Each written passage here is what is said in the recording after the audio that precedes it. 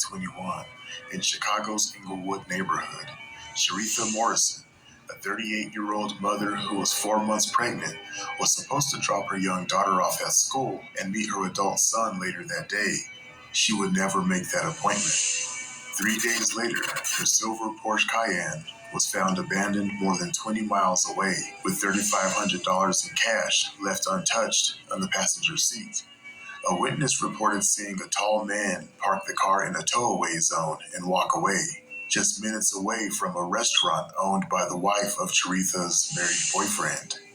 But the most haunting clue would come from Cheretha's 4-year-old daughter, who developed an intense fear of car trunks after her mother's disappearance, begging adults not to put her inside one. What did this young child witness on that February morning?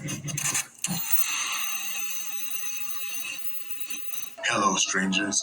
Welcome back to the Strange Bar and Grill. I'm your host, JP. This is the story of Cheretha Morrison's disappearance, a mystery that exposes how family loyalty, hidden lifestyles, and complex relationships can both obscure and illuminate the search for truth.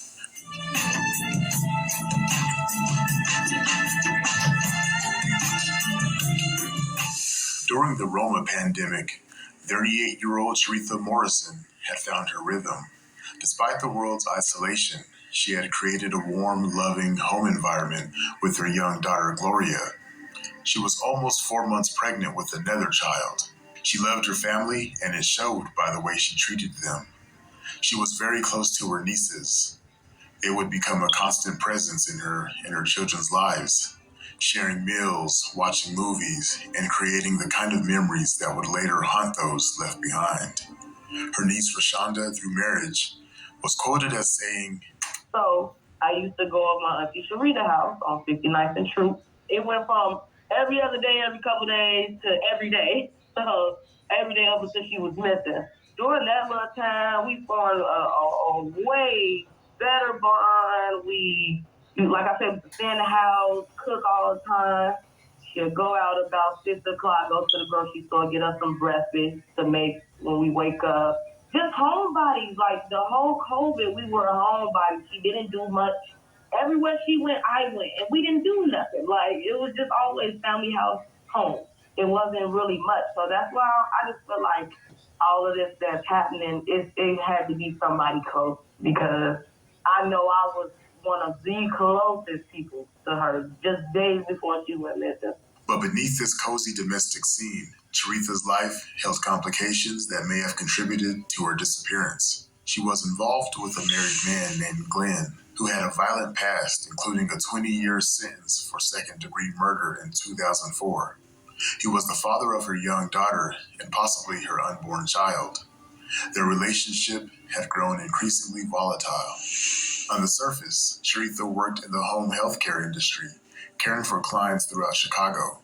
But her lifestyle, multiple apartments, luxury vehicles, and substantial cash reserves hinted at additional sources of income that would later complicate the investigation into her disappearance. She held an auctions license and was known to purchase used cars, including multiple Porsches. Her nieces would later reveal that she maintained connections with what they termed street guys, who helped her acquire vehicles and other assets. Some have speculated that she may have been involved in these street activities with these men, and that may have been another source of her income. Lashina, Cheretha's... So they're trying to say they're saying she was scamming with her niece, Laronita Starks, from out west. They trying to say she had something to do with it, but we're going to keep watching. I'm just going to say allegedly, so they won't do that with my channel. Well, I know both of I know everybody basically up in this video. Other niece through marriage said, "She had her auctions license.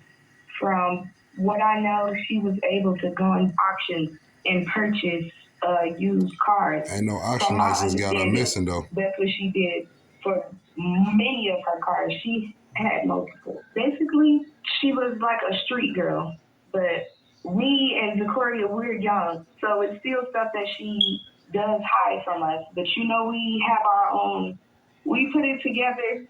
She was a street girl, like she messed with street guys, and that's how she was plugged for the cars and plugged for everything. In the months before her disappearance, Cheretha's social media accounts had become entangled in alleged scamming activities. According to family members, she had allowed someone else to use her social media accounts for recruitment purposes, leading to threats and confrontations. She had reportedly tried to end this arrangement, but tensions remained. Now, it wasn't stated who that person could be, but as you continue on, you will have your suspicions on who that person was. It's crazy. On February 25th, making sense, but the night before she vanished, Cheretha was making plans for a fresh start. She talked about moving to Milwaukee, away from the mounting tensions in Chicago. That same night, she had a heated argument with an unknown someone on the phone, the less known official conversation anyone would have with her. But there is someone said they talked to her the day she went missing, but we'll get to that. What happened the next morning remains disputed as surveillance footage and eyewitnesses could not be found. Some say Cheretha dropped Gloria off at Earl Elementary School. Others insist she never actually made it there at all, and an unknown person actually dropped Glo off at school. What's certain is that by the end of that day, when Gloria wasn't picked up from school, everyone knew something was terribly wrong. Her adult son knew something was wrong when Cheretha never met up with him like she had planned that day. He called her all day, and his calls went straight to voicemail. He decided to go to Cheretha's home and found her front door wide open with no sign of Cheretha. Alarmed, he would call family members, and they would eventually call police to report her missing.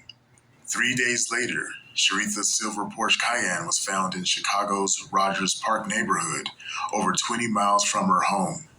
Inside was approximately $3,500 in cash and a crowbar. A witness reported seeing a tall man in his late 20s or early 30s parking the car in a tow zone and walking away. And now a thing to note here, Cheretha's vehicle belonged to Glenn Miles. It was in her name, but he actually purchased the vehicle, and this is according to Glenn's wife. The location was significant. It was just minutes from a restaurant owned by Glenn's wife, a woman who allegedly had a hostile relationship with Cheretha after discovering their affair. The car's placement in a tow zone suggested to many that it was deliberately staged. Glenn's wife hated Cheretha for having an affair with her husband. She accused Cheretha of harassing her family and stated that she had to press charges on her, but no charges could be found relating to Cheretha or Glenn or his wife. So I'm not sure if that's true or not. Glenn's wife also stated she doesn't believe Cheretha is missing and that it's all just a big hoax and she's just out and about with some man pretending to be missing. Obviously, that's not true because it's 2025 and she went missing in 2021. She would have turned up by now, and she was 4 months pregnant. In the days following her disappearance, Cheretha's digital footprint began to vanish. Her 2 cell phones disappeared. Her social media accounts were mysteriously deactivated. More disturbing, though, her bank accounts showed suspicious activity with money being transferred and withdrawn even after she vanished. The money in Cheretha's accounts had come from various sources. Beyond her work in home health care, she maintained multiple bank accounts, including one shared with another family member that was allegedly used to keep certain funds separate. 6 months before her disappearance, Cheretha was allegedly approved for a PPP loan for several $1,000s, and just weeks later, her niece Larinita was approved for a PPP loan. Could she be Cheretha's unknown business associate? It's possible. The $3,500 in cash found in her abandoned car was described by family as pocket money, a small fraction of her total assets. Her Facebook account told an equally disturbing story. First, it was deactivated. Then it mysteriously reappeared with posts about searching for Cheretha, only to vanish again completely. Is Larinita even locked up? They just put up on this bitch that they did the PvP, put her information up here. Oh, bro, that shit crazy as hell. Meanwhile, her bank accounts showed unexplained activity, with her niece Laranita's boyfriend allegedly caught in video making unauthorized withdrawals. As some family members bought luxury items, got BBLs, and took unexpected vacations, others questioned where this sudden wealth had come from. Family members of Cheretha also stated that Laranita had Cheretha Morrison's phone in hand after she disappeared. They believe she was the one manipulating her social media accounts as well. When the family finally received the phone had been wiped clean. And I mean everything, from call log history, text messages, email accounts, social media accounts, all of her notes, everything had been wiped clean. And also, just to note here, Laranita also stated that she was the last person to actually talk to Cheretha at 10 a.m. on the day she went missing.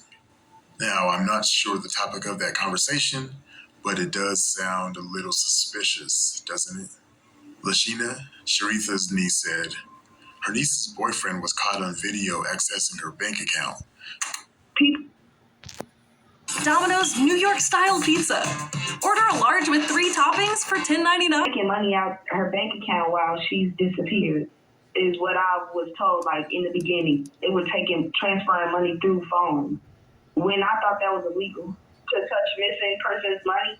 Magically, when Cheretha goes missing, people getting BBLs and going on vacations they never been on and getting their family body done. I feel like the money that was in the car was just money, just hand money, pocket money. They wanted the real money in their account, in her bank. She kept money in her bank account. And she also, another president of family, has an account that Cheretha would use as well. So I think that some of her money was left to the person whose account she was using. But, they were sharing it. Like, she was sending her money to do certain stuff for her. But she was just using that account to keep some money separate in a separate place. Her sister and her niece. Her niece is also one of the people that they have been looking at as well because of the stuff that she was doing leading up to the disappearance and after the disappearance. Just even now, to this day, the stuff that she does. And so it's just a lot of more stuff is coming out about what happened, and the police are supposed to have video evidence of her niece's boyfriend accessing her bank accounts, and it's just so much. But perhaps the most chilling evidence comes from 4-year-old Gloria. After her mother's disappearance, I see Laranita don't even got her page on the book no more. Some is like a fake ass page. I don't even know if she booked or what. She developed an intense fear of cars and trunks, begging adults, "Don't put me in the trunk." Her behavior suggested she may have witnessed something traumatic the day her mother vanished. It's reported she stated she had witnessed the highly suspicious niece, Laranita, at the scene that day. But what about the investigation? You haven't heard me mention anything about a search or the police investigation. Well, there's a reason for that.